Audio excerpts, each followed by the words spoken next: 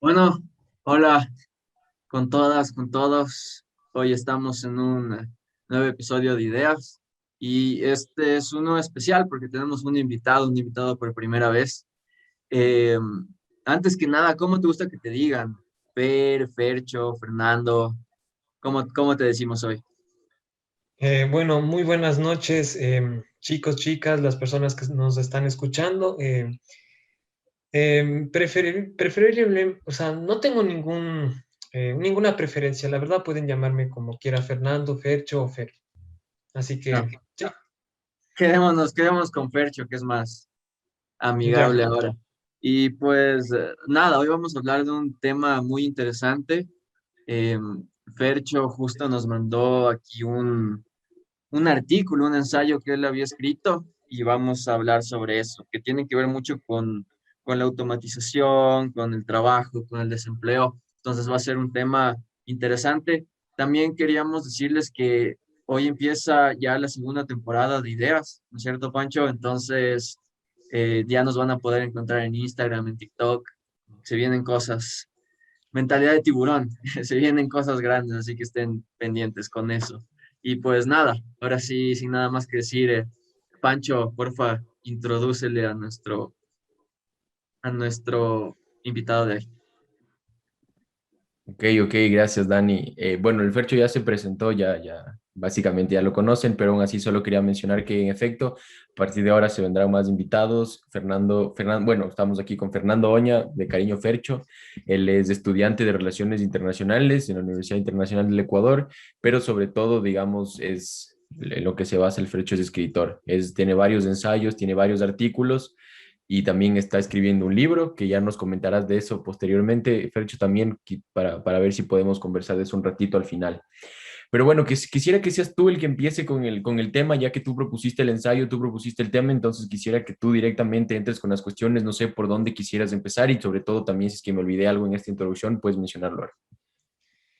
Bueno, en primer lugar, muchas gracias por la invitación. La verdad, yo siempre he escuchado podcasts de todo tipo y incluso con unos amigos había el plan de hacer un podcast, pero nunca se dio, así que la verdad es una gran oportunidad el estar aquí y poder intercambiar ideas sobre temas importantes que para mí creo es esencial reflexionarlos porque eso ayudan incluso, o sea, sí influye en la resolución real de estos mismos conflictos. Entonces yo pienso que sí, o sea, la opinión pública es básicamente lo que nosotros estamos haciendo ahorita y me parece que un podcast es un método, es el nuevo método ahora para ello. Entonces, eh, muchas gracias por la invitación y bueno, como presentación además, eh, soy Fernandoña y aparte de que me gusta mucho el mundo de las relaciones internacionales, también justamente por eso me gusta el mundo de las ciencias sociales, de la filosofía, de la historia y por eso estoy aquí, justamente proponiendo el tema. Eh, bueno, el tema del que nos vamos a basar hoy, del que yo escribí, se llama automatización del trabajo y la disminución del desempleo. Es decir, que cómo el desempleo, a mi forma de ver, puede incrementar debido a la automatización del trabajo que ya la vamos viendo, para mí, creo yo, desde los años 90, desde la globalización, desde la primera oleada de la globalización de los años 90. Y bueno, hay muchas aristas con las que se puede empezar con este tema, pero bueno, en primer lugar, critico mucho que en las campañas presidenciales de muchos países a nivel mundial y ya desde hace mucho tiempo siempre los políticos ofrecen empleo. Tenemos el típico lema de León Febres Cordero, techo, no recuerdo muy bien, techo, empleo, pan, techo y empleo. Y básicamente todos este tipo de discursos que suenan un poco populistas ofrecen empleo. Pero el problema está en decir cómo crear empleo. O sea, cómo garantizar que, o sea, porque una cosa es que haya cantidad de empleos, pero otra cosa es que haya calidad de empleos. Y creo que ese es el principal problema. A veces pueden ofrecer empleo, pero el problema es que no llega rápido. O sea, incluso al abrirse a la inversión extranjera no llega rápido y pues hay empresas que hasta instalarse demoran años y pues la gente ya necesita el trabajo, ya necesita el sustento inmediato y creo que esa es una de las razones por las que triunfó también el populismo de Arauz, por ejemplo, trasladándolo a nuestro ámbito nacional en las campañas electorales, en donde él, pues básicamente ofreció los $1,000, una respuesta inmediata a esto del desempleo, y pues la gente obviamente ante la necesidad lo supo acoger, a pesar de las críticas. Bueno, entonces como pregunta inicial también para que ustedes participen, les puedo decir, ¿creen que realmente el trabajo, el empleo tradicional, los oficios y todos estos puestos de trabajo que son muy mecánicos, son muy fáciles de hacer y que incluso son inventados, por así decirlo, para llenar ese vacío de empleo que hay? ¿Creen que estos desaparecerán paulatinamente con el avance de la tecnología y con esto y con lo que están haciendo las empresas de intercambiar empleados por máquinas, porque incluso se les resulta hasta más barato? ¿Creen eso? Así que les pregunto. Bueno, fue una introducción al tema muy, muy interesante la que nos diste. Hablaste de muchos puntos. Me gustó la parte en la que hablaste sobre cómo en las campañas políticas se usa mucho lo del empleo para ganar votos. También tenemos el 1 millón de empleos de Lazo, que también se volvió eh, muy, muy reconocido de alguna forma como lema de su campaña. Pero o sea, de lo que tú estás hablando ya es algo de lo que Marx hace años ya dijo, ¿no? Que vamos a llegar al punto en el que la automatización va a tomar el control en el capitalismo, pero él lo veía más como algo bueno de alguna manera, porque como él veía una sociedad eh, post-capitalista de alguna manera, o una comunista, como él ya lo teorizaba, la automatización podía servir para dejar de lado estos empleos que son muy mecánicos y que la gente se dignifique más por su trabajo, que eso es algo también importante, de lo que hablas también en tu escrito, cómo el trabajo te dignifica. Pero como estamos ahora, como está evolucionando el capitalismo, podemos ver que la automatización ahora puede llegar a ser algo malo, algo perjudicial para las personas, porque de alguna manera los puestos de trabajo, aunque sean puestos de trabajo mecánicos, le sirven a las personas para poder de alguna manera sobrevivir. Entonces, claro, es un tema que ahora en un mundo capitalista y tan metidos en esta etapa del capitalismo, un capitalismo tardío, podríamos llamarlo, es algo que preocupa, en vez de que lo óptimo sería que un poco nos haga estar más tranquilos, más relajados con el tema del trabajo, pero como estamos viendo ahora nos preocupa. Pero eso es interesante y también es algo preocupante de alguna manera. No sé si Pancho tienes algo que decir. Bueno, ya ustedes toparon de manera más profunda. Yo simplemente respondiendo a la pregunta del Fercho de una manera más directa, yo creo que sí, evidentemente la automatización está moldeando la manera está moldeando el mercado laboral como lo conocemos, eso es una realidad. Pero tal vez sí, yo por este lado concuerdo muchísimas cosas que escribes en tu ensayo, pero quizá yo sí me encuentro un poco más no quiero decir a favor de la automatización, pero creo que si la sociedad es lo suficientemente resiliente, no tendríamos por qué tenerle miedo a la automatización. Yo creo que el problema de la automatización para mí es específicamente de si la sociedad es resiliente o no. Si llegamos a una sociedad, aquí hablamos ya un poco de esto en un podcast pasado, muy, muy poco, que se llama La importancia del, bueno, no sé si se llama así, pero era sobre el ingreso universal básico. Entonces, lo que estábamos hablando en este podcast era que el tema de la automatización es que obviamente existen trabajos que son mecánicos y repetitivos y que si los podemos eliminar y que existen máquinas que pueden hacer ese trabajo por nosotros, yo creo que está bien. A la final estamos eliminando justamente trabajos mecánicos y repetitivos. Entonces, sí, creo que más va por el tema de la sociedad. Si es que la sociedad logra crear, porque también sé que topaste esto, que existen, y también nos preguntaste, existen otros trabajos que se crean y que son trabajos precarios. Yo creo que si podemos, si la sociedad es lo suficientemente resiliente y los trabajos que crea no son trabajos precarios, sino crea trabajos como el cuidado de las personas, eso es un ejemplo que damos, por eso mencioné el anterior podcast, porque por ejemplo mencionábamos el cuidado de los niños como, como para aumentar la gama de empleos. Creo que eso sería un gran trabajo y permitirías que esas personas que están saliendo de esos trabajos mecánicos pasen a un trabajo con un enfoque un poco más social, que yo creo, aprovecho para decirlo ahora, yo creo que la automatización se demorará mucho en ocupar los puestos de trabajo en ámbitos que tienen como fondo cuestiones sociales. Ya, no Ajá, sé si yo creo que está bien que nos turnemos así, yo, el Dani y el Pancho y así. Ya. claro, sí, sí, de una. Solo también quería preguntarte algo antes de todo esto. De dónde surgió la idea de escribir sobre esto? Porque ¿de dónde salió toda esta preocupación que tú tienes con la automatización? Por qué decidiste escribir sobre esto en tu ensayo?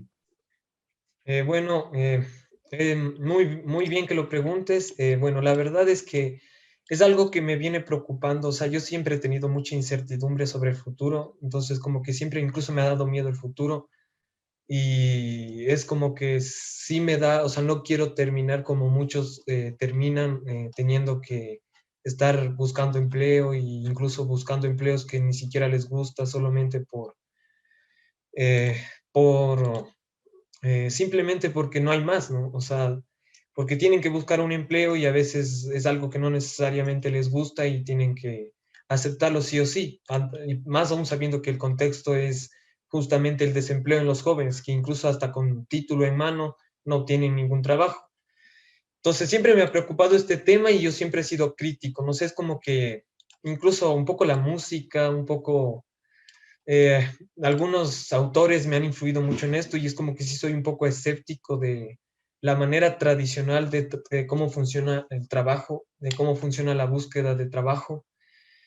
Entonces, incluso yo desde hace mucho tiempo trato de no, o sea, trato de escaparme de ese sistema, por así decirlo. O sea, sabemos que es muy difícil salirse del sistema, porque la única manera es literalmente yéndote a vivir a las montañas de Alaska y prácticamente solo cazar animales sin luz, sin internet, sin nada.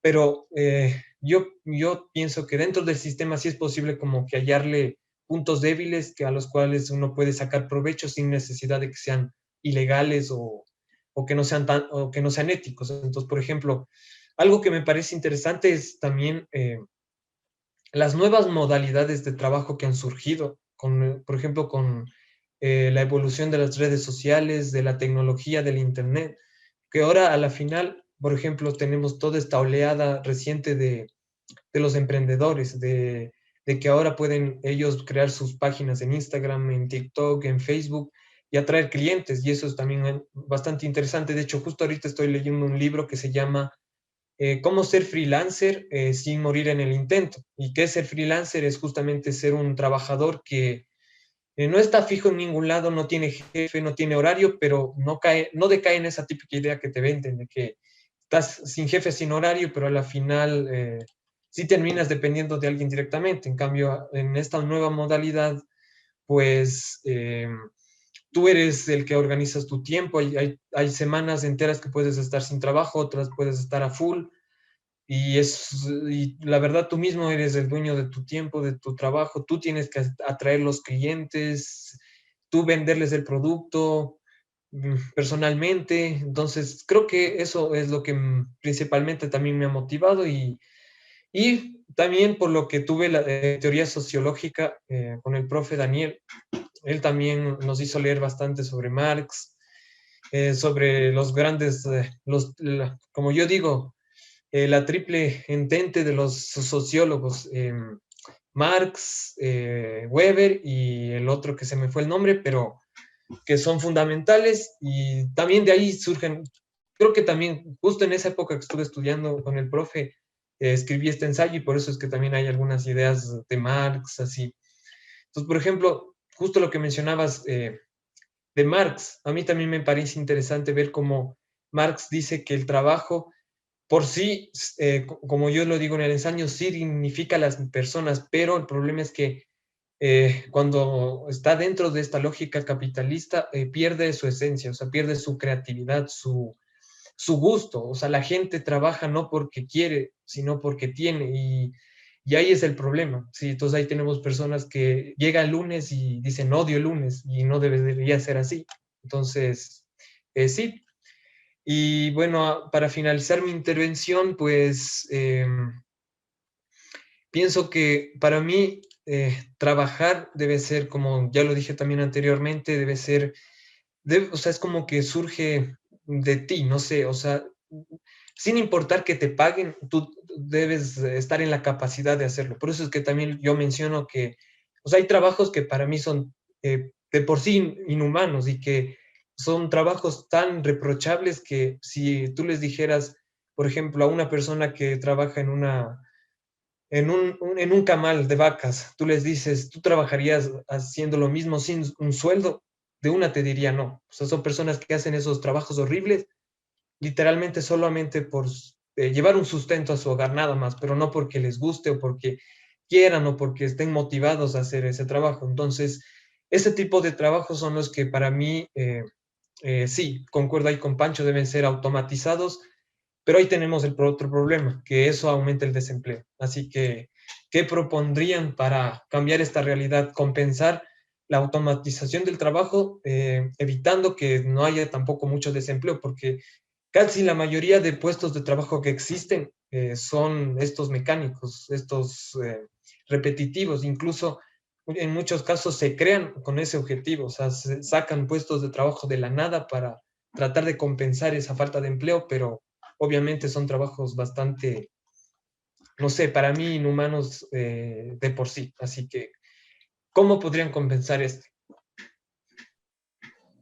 Esa es una pregunta muy interesante. Antes de entrar en eso, la parte en la que hablabas de cómo la gente odia los lunes, sobre todo por su trabajo, me recuerda a no sé si es una frase de Zizek, pero hay full memes en los que se le da a él, que es, tú no odias los lunes, tú odias el capitalismo.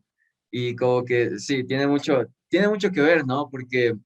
Porque los lunes, como que esta jornada laboral y muchas personas, como tú dijiste, trabajan en empleos en los que no trabajarían, o sea, o no los harían si es que no fueran remunerados. O sea, no lo hacen porque les gusta, no lo hacen por amor, no lo hacen porque les dignifica como personas, sino los hacen para simplemente sobrevivir. Y eso tiende a ser el capitalismo con sus obreros, con su mano de obra, que más que personas se les ve como números, como su simple mano de obra, como máquinas.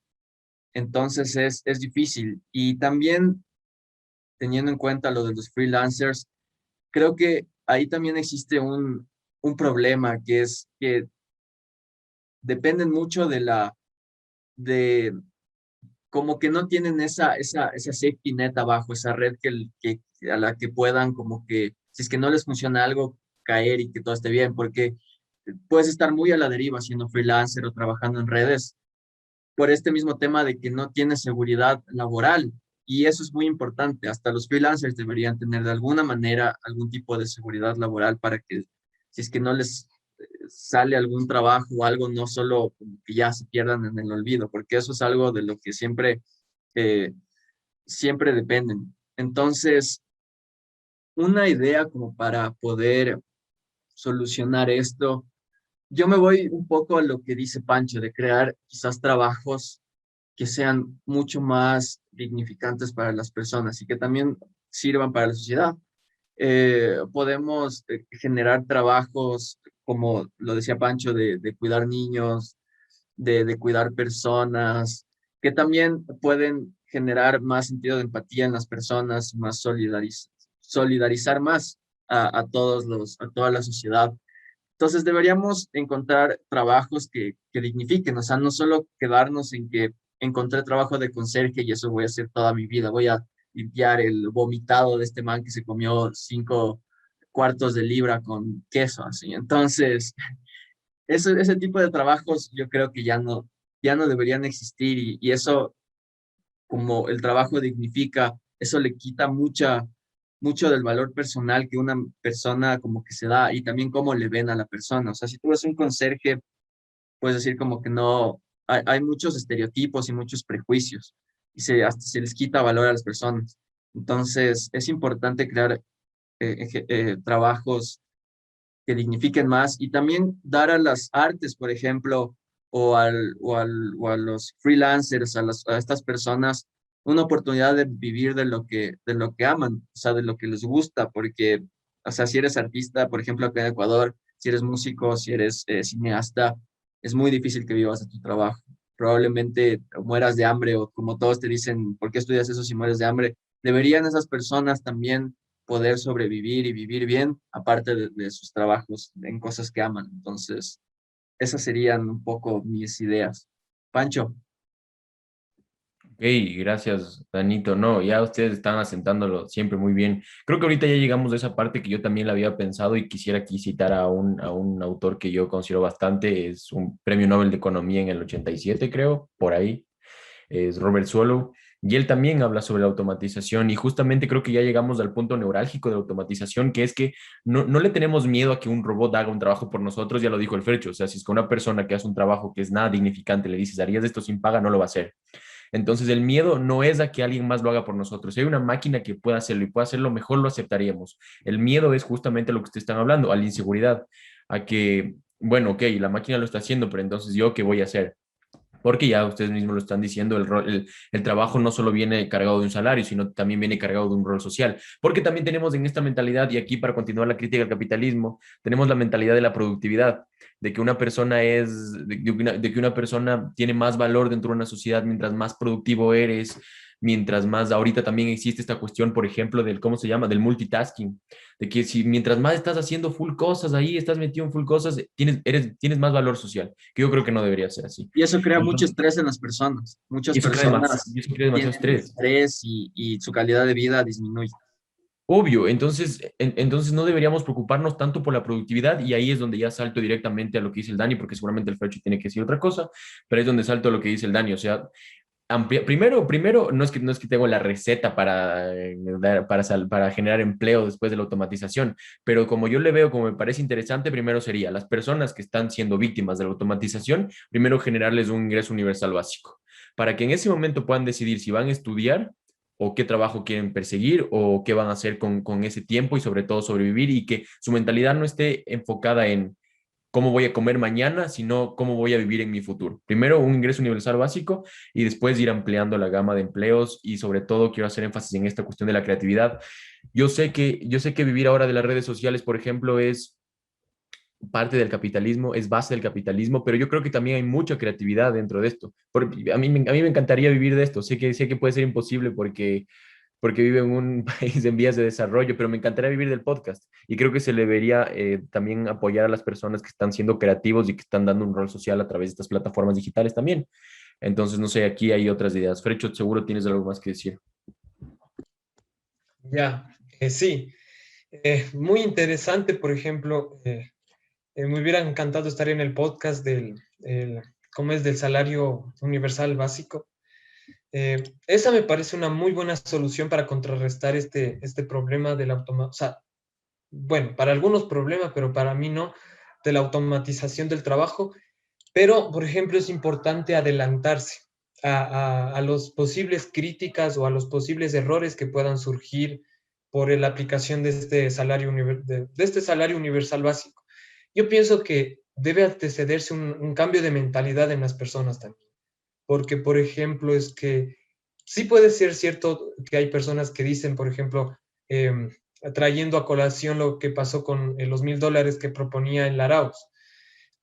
O sea, la gente es como que decía, claro, los vagos que no tienen que trabajar, ahora el Estado los va a mantener y solo se pasan en sus casas sin hacer nada, recibiendo una pensión fija todo el tiempo y no trabajan. Y pues yo pienso que para contrarrestar eso hay que hacer un cambio de mentalidad y hacer entender a la gente que, o sea, no porque te paguen necesitas trabajar. O sea, yo, por ejemplo, está muy estigmatizado esto de que, o sea, lo que es trabajo solo se considera si es que estás con un jefe en una empresa formal y con un contrato laboral y te pagan un salario.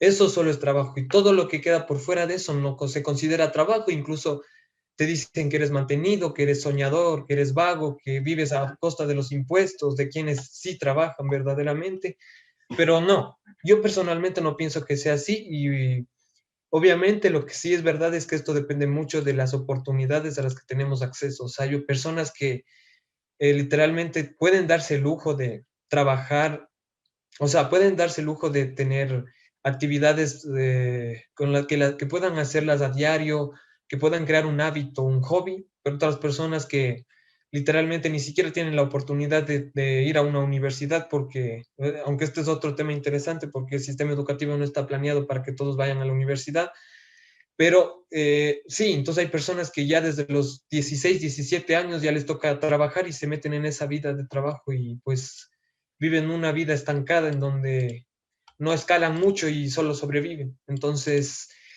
pienso que hay que contrarrestar. ¿Y cómo sería esto? Por ejemplo, yo diría,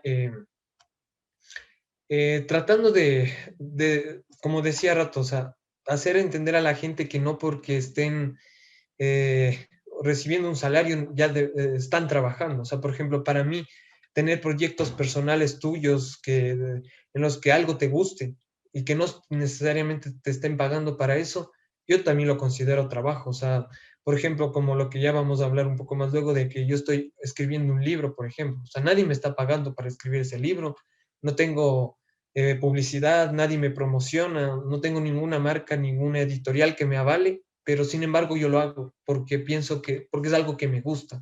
E incluso ni siquiera me importa mucho si no tengo muchos lectores o si no llego a tener mucha acogida, sino simplemente es como que me siento orgulloso de que personalmente yo haya escrito un libro. Entonces, sí, ¿y cómo se contrarresta esto? Por ejemplo, hacer entender igual a la gente que el entretenimiento tiene un límite, o sea, de que sí está bien que juegues videojuegos, sí está bien que te distraigas un rato, pero, o sea, también debe haber algo que llene tu vida más allá de simplemente entretenerte todo el tiempo. Entonces, buscar algo que hacer, algo que te ayude a ti, algo que ayude a tu comunidad y que no necesariamente te estén pagando o tengas jefe para eso, sino simplemente tú empezar y hacerlo.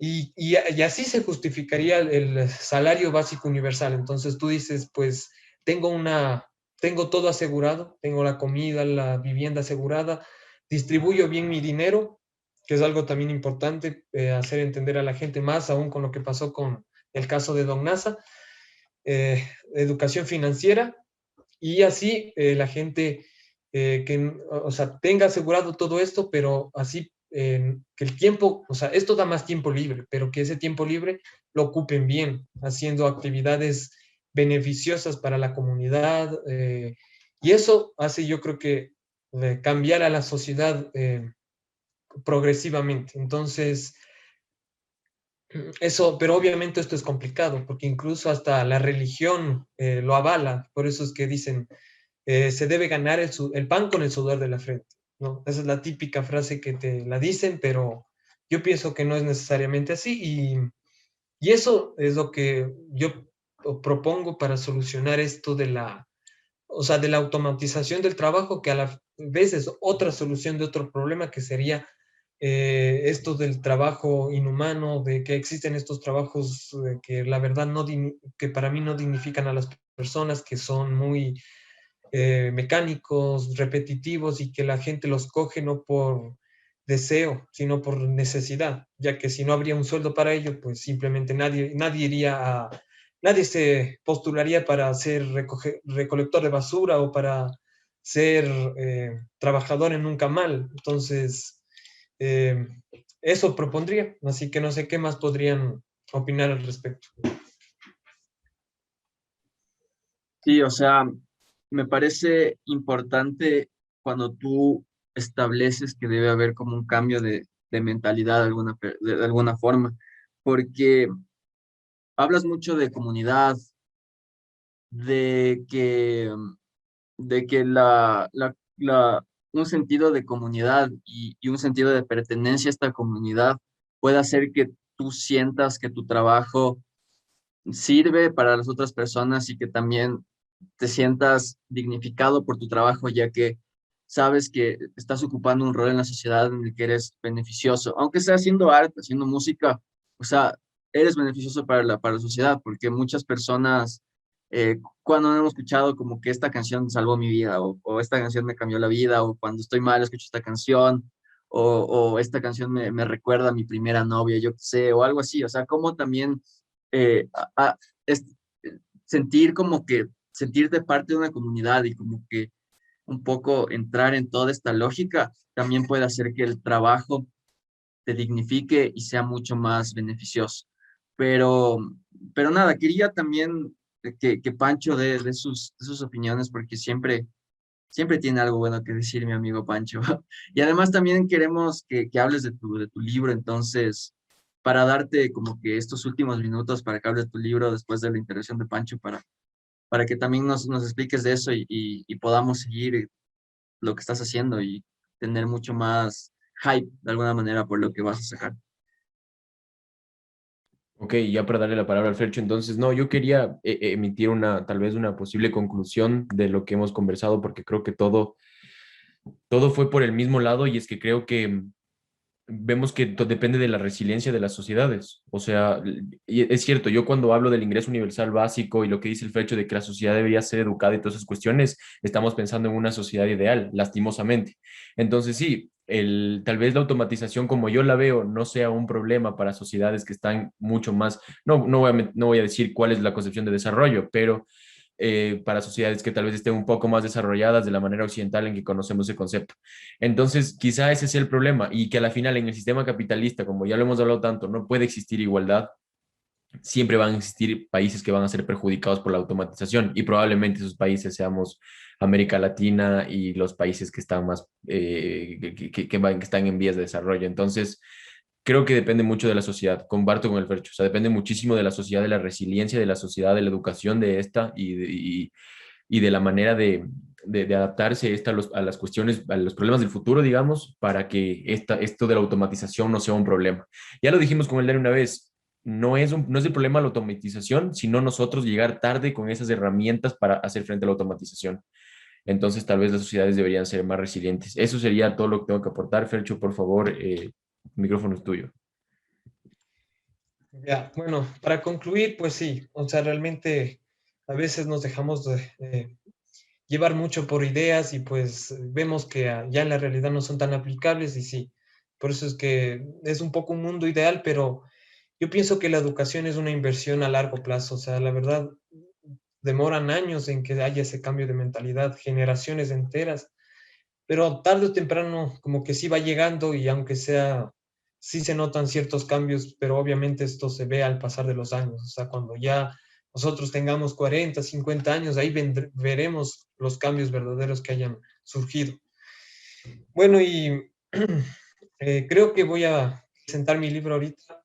Eh, bueno, o sea, la verdad es que este libro es un compendio de algunos temas que yo tengo y que incluso yo les podría proponer algunos temas más que tengo aquí escritos para futuros podcasts. O sea, es una mezcla, la verdad que es un libro en el que mezclo mucho, mezclo poesías, mezclo ensayos, mezclo historias personales, incluso al último tengo escrita toda una historia anecdótica que es un poco más tipo un relato. Entonces, es una mezcla de todo, pero principalmente se basa en hablar de estos temas importantes y bastante coyunturales que muchas veces en las redes sociales se proponen, pero no se debaten del mejor modo, ya que, como sabemos, en las redes sociales muchas veces solo es intercambio de insultos y de sí, intercambio de insultos, de ofensas y demás. Entonces, muchas veces esos temas quedan sin debatirse adecuadamente en las redes sociales. Entonces, yo pienso que se necesita un enfoque un poco más holístico para tratarlos.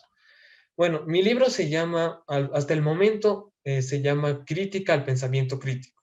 O sea, mi elemento fundamental es el pensamiento crítico, como una herramienta para quitar esa polarización, ese pensamiento binario que existe en la sociedad con prácticamente todo tema. Todo se divide en pro o en contra de algo, pro aborto, pro vida, en contra en contra de la pena de muerte, a favor de la pena de muerte, en contra de la eutanasia, a favor de la eutanasia, y así podemos ir con muchos temas. Entonces, yo propongo el pensamiento crítico como una herramienta que proponga más pragmatismo en la sociedad para que en una mesa de diálogo como tal, de solución de conflictos, se pueda llegar a un acuerdo, tomando en cuenta todas las perspectivas existentes respecto al tema, sin caer en fanatismos, sin caer en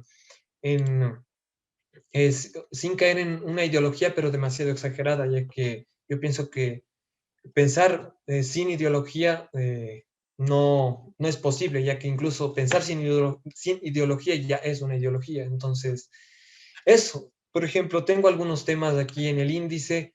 Eh, bueno, justamente ahorita les voy a compartir pantalla para que vean también los temas. Hasta el momento tengo escritas 84 páginas, mi meta es llegar a 100. Entonces, bueno, aquí está la introducción en donde explico más o menos qué es lo que trata mi libro. Aquí tengo el primer tema. Un tema que me viene preocupando desde hace mucho tiempo es el hábito de la lectura. Cómo las personas han perdido este hábito y o sea, por ejemplo, yo me he puesto a analizar cómo antes en un bus la gente, en vez de estar en sus celulares, mucho antes de que existan los celulares inteligentes, la gente preferiría leer un libro o en últimas instancias, aunque sea, conversaba con la vecina de algún tema, aunque sea de un chisme, pero ahora vemos que no, es una sociedad más individualizada en donde todo el mundo está con sus audífonos, con su celular, y ya nadie lee, nadie habla, nadie se comunica, y esto es independientemente de la pandemia, esto ya lo veníamos viendo desde hace mucho tiempo.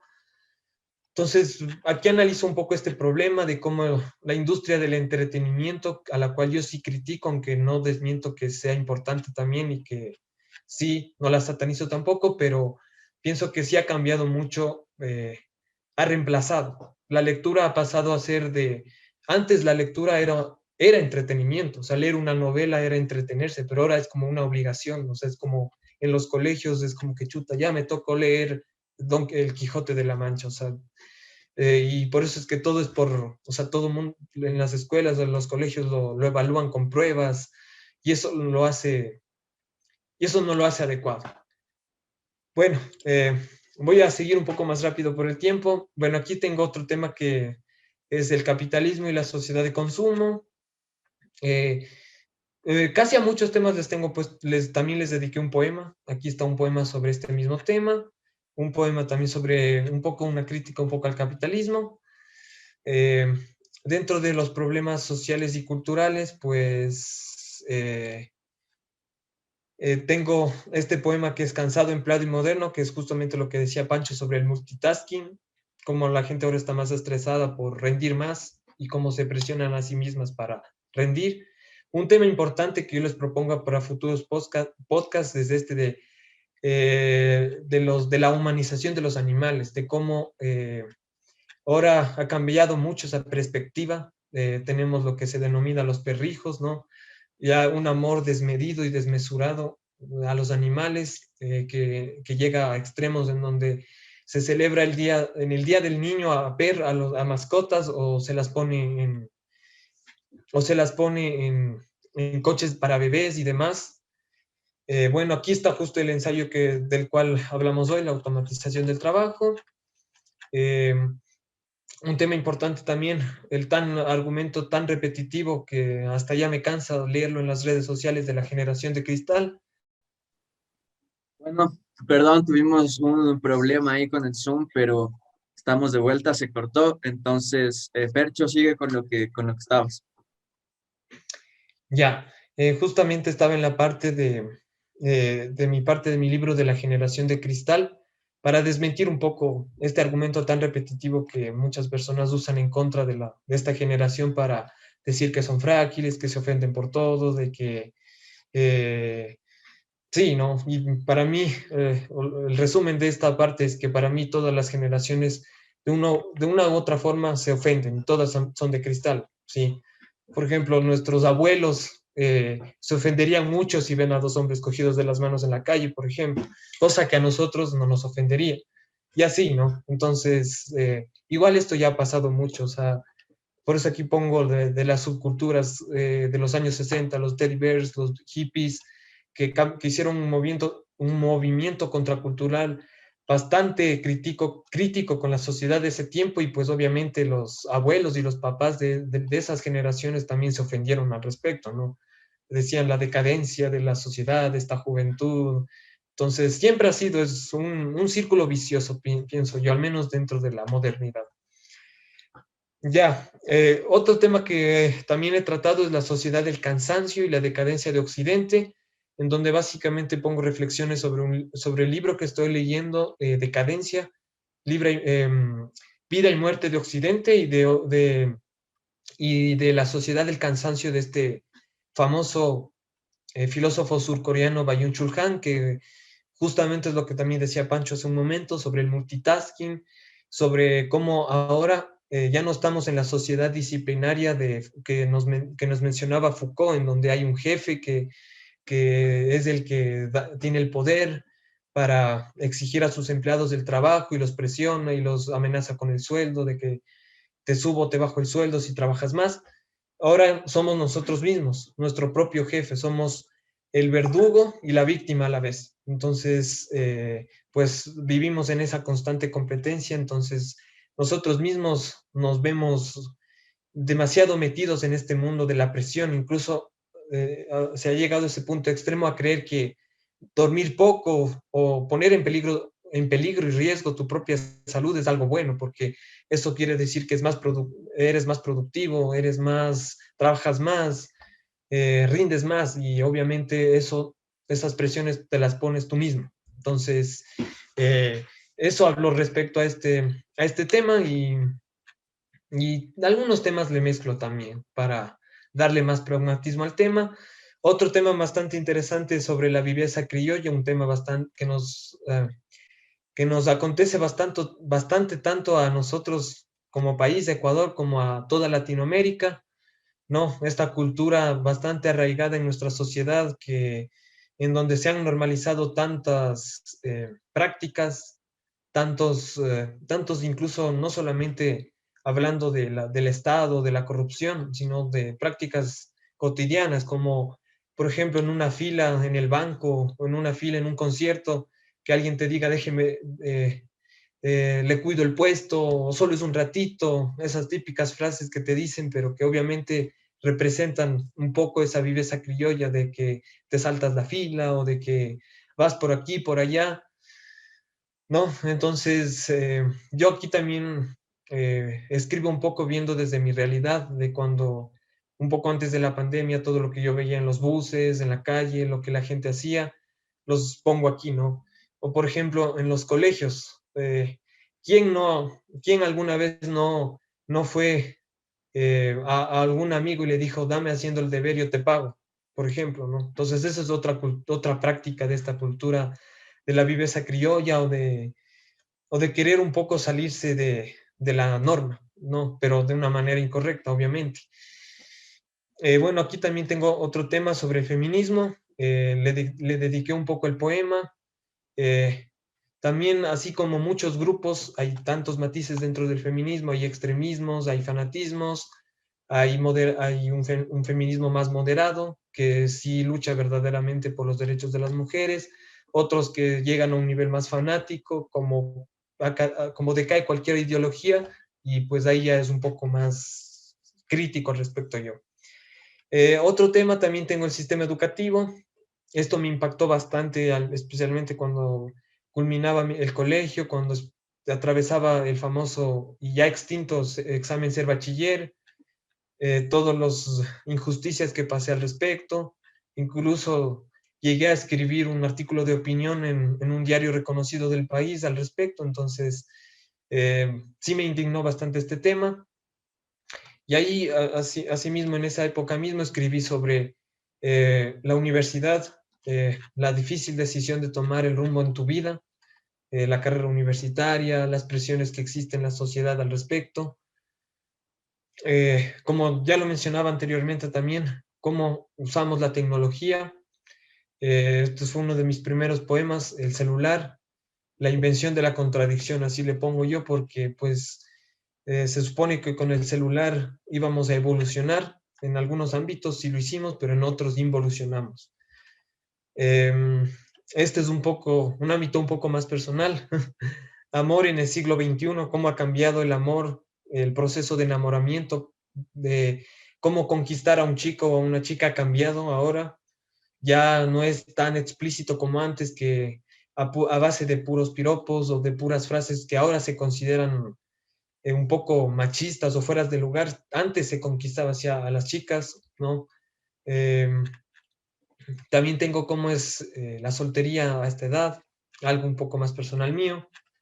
Eh, Música, bueno, aquí dediqué un poema a una de mis bandas favoritas, que es Escape, y de la cual también eh, me, me, he- me ha influenciado bastante al hablar sobre estos temas, ya que incluso muchas veces referencio canciones que hablan sobre ciertos temas, entonces también me ayuda bastante. Este es un poema que le dediqué a mi hermano, que se tuvo que ir a Canadá. Bueno, esta es una historia personal mía que, que yo hago la pregunta, y porque yo me siento así, o sea, cómo vivir en las clases altas eh, y adineradas siendo de clase media. Por ejemplo, a mí me preguntan de qué clase social y económica me considero, y la verdad para mí es una pregunta muy difícil de responder, porque eh, soy hijo de un ganadero, agricultor y de una ama de casa, pero a la vez vivo en un departamento de $250,000 en Cumbayá. Entonces es un poco difícil, y aquí explico la razón de por qué estoy en esa situación y de todo lo que he tenido que ver. Eh, Me ha tocado a veces ir en bus a diario, y otras veces me he trasladado con chofer personal en un auto de lujo. O sea, he vivido como que en diferentes clases sociales a la vez. Y bueno, esto se da principalmente porque tengo un tío que es un empresario que tuvo bastante éxito en su empresa y nos ha ayudado bastante a mi mamá y a mi familia en eso.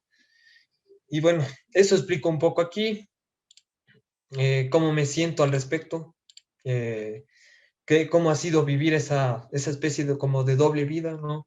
Ver las dos realidades, ver cómo en tu propio hogar a veces faltaba la comida, los recursos, pero a veces vivía con mi tío y veía cómo se desperdiciaba la comida, compraban de más y solo lo botaban a la basura. Entonces, todo eso me ha impactado un poco. Entonces, todo eso lo explico aquí. Eh, Eso, bueno, esto es una historia familiar mía, un poco el origen de dónde vengo. Tengo una bisabuela que es de Suiza, y explico un poco cómo llegó aquí en plena Primera Guerra Mundial, y cómo se enamoró de mi tío bisabuelo, que tuvo que irse a Italia por acompañar a un amigo a operarse. Y en ese tiempo, obviamente, emprender ese viaje era casi como irse a la luna ahora, o sea, era algo demasiado grande, irse en barco por meses a Europa y demás. Entonces, es una historia anecdótica de mi familia que me parece interesante preservarla, ya que está basado en los relatos que hacía mi abuelo y que obviamente no quería que se pierdan después de su muerte. Entonces, por eso es que lo plasmé en escrito. Este es uno de los poemas de mi bisabuelo, que también lo pongo aquí. Eh, Esto es una experiencia colegial, un poco cuento mi vida, de cómo pasé en el colegio, eh, de cómo al inicio era muy solitario, no tenía amigos. Después caí un poco en la típica edad del burro, fui un poco rebelde, grité a los profesores y demás. Interesante para que lo lean también, tal vez muchos se sentirán identificados.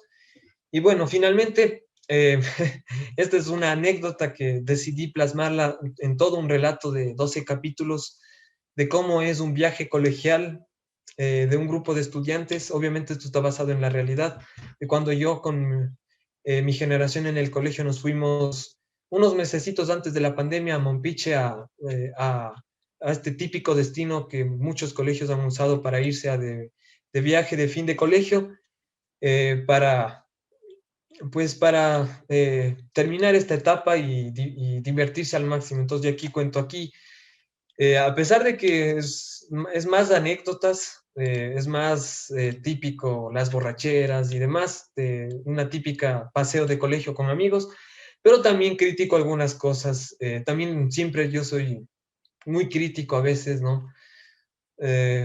Eh, con respecto, entonces por ahí también le meto algunos comentarios, por ejemplo, la típica división que se da en los colegios de las generaciones, de que tú eres la generación tal y yo la cual, y se pelean y se dan de quiños solamente por ser de generaciones diferentes.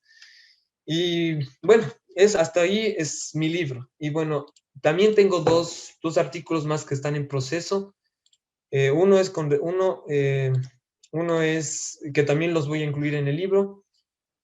Uno se refiere a, solo déjenme buscar el libro, el ensayo que estoy haciendo y que ya estoy a punto de terminarlo, sobre justamente algo que es fundamental en mi libro, que es el camino del fanatismo al pensamiento crítico, es largo, así se llama. O sea, ver cómo yo reconozco que al inicio, con algunos temas, especialmente con el comunismo, me fanaticé por un tiempo. eh, o sea, me llegué a fanatizar un poco con respecto a este tema, entonces a veces no podía debatir con las personas porque es como que yo siempre me creía el dueño de la razón, no siempre les decía que el comunismo es lo correcto, que es lo mejor, pero no. Yo pienso que eso muchas personas han pasado, entonces en cualquier tema, sea el feminismo, sea la religión católica, sea una ideología u otra, entonces ver cómo una persona puede pasar de ser esta persona a veces fanática, irracional, a llegar a un pensamiento crítico que aún sigue en progreso. O sea, un pensador crítico creo que nunca se termina de construir, pero creo yo que ya estoy llegando a un buen nivel. Entonces yo explico cómo llegar a ello en este ensayo. Y otro ensayo que también estoy recién empezándolo es sobre la identidad, que se llama identidad atrofiada. Ver cómo eh, algo que hasta ahora yo critico mucho en los colegios, cómo todavía no se cambia esa visión de que todos tienen que ir con uniforme, de que todos tienen que tener el mismo corte de cabello, sí, o sea, incluso en la palabra misma uniforme, o sea, homogeneizan la identidad de los jóvenes.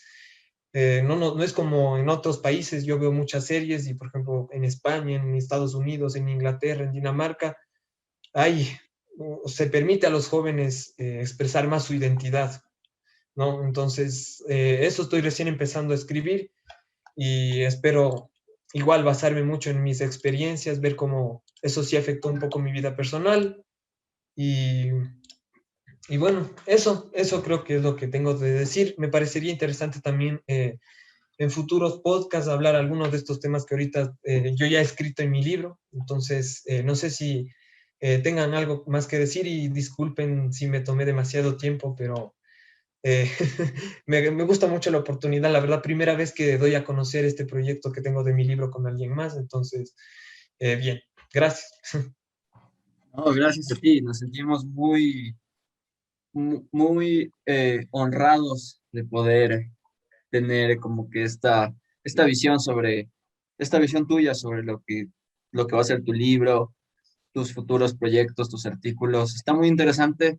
Esperamos ya cuando esté terminado tu libro y lo vayas a sacar, tenerte acá de nuevo para ahondar mucho más en esos temas, profundizar en eso, porque claro, siempre es importante ver otras visiones, ver de dónde sale una persona, no solo hablar solo como que de teoría, de política, sino también hablar de uno mismo para poder entender a la otra persona y tener una visión más amplia de esto.